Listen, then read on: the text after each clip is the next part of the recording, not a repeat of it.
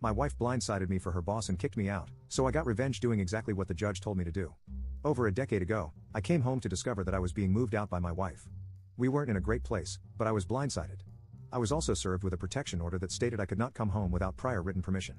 I had to go through my wife to see the kids, and it was in effect for 90 days. I was devastated. A relative connected me with a bulldog of a lawyer. This lady was brilliant and no nonsense.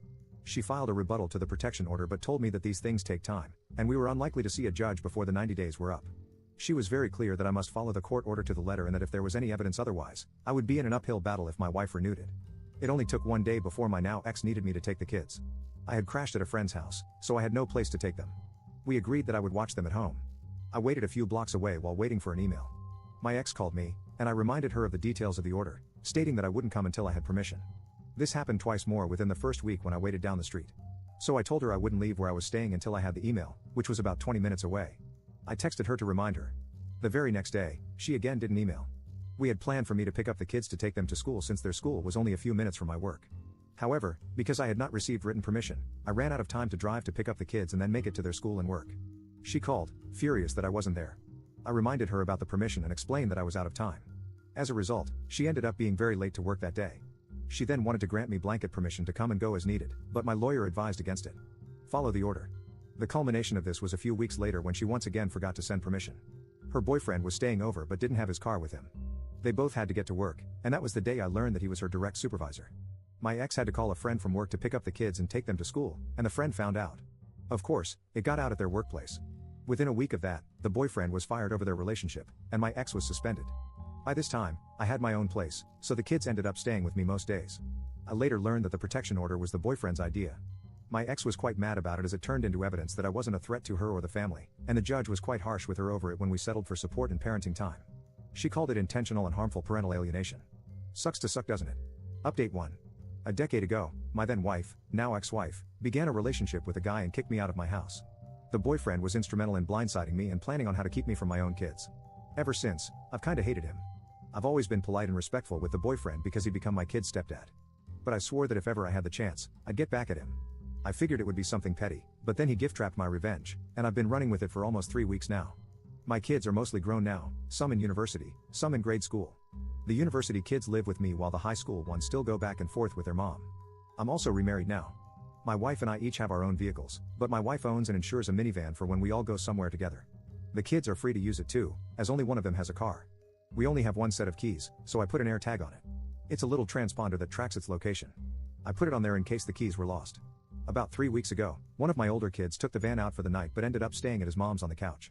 Around 7 a.m. the next day, another kid asked to use the van. I pinged the air tag only to find out it was hours away in an industrial section of another town. I was quite concerned about why my kid was out there.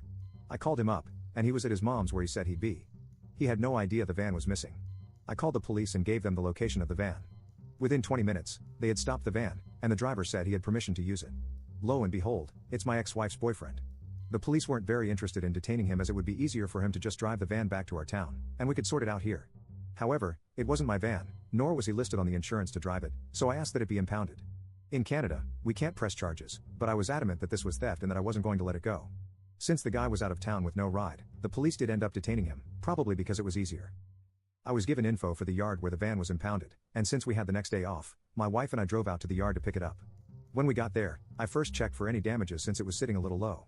The outside didn't have any problems, but when I checked inside, I found that it was loaded with industrial fasteners and cable, think seismic mitigation. Turns out, the boyfriend used my wife's van to pick up stuff for work.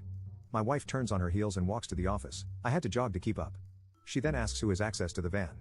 They say they have the only set of keys, so my wife is assured that only she or I can get access to the van.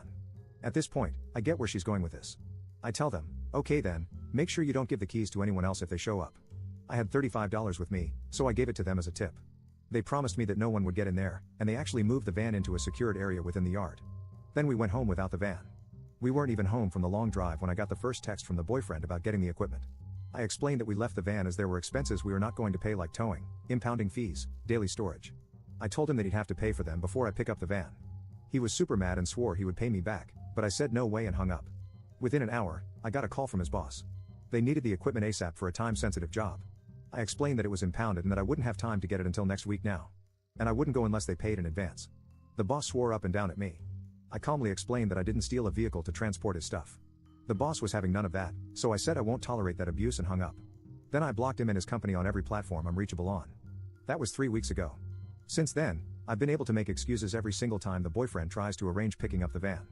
Often because the kids don't have the van, so I have to drive them around.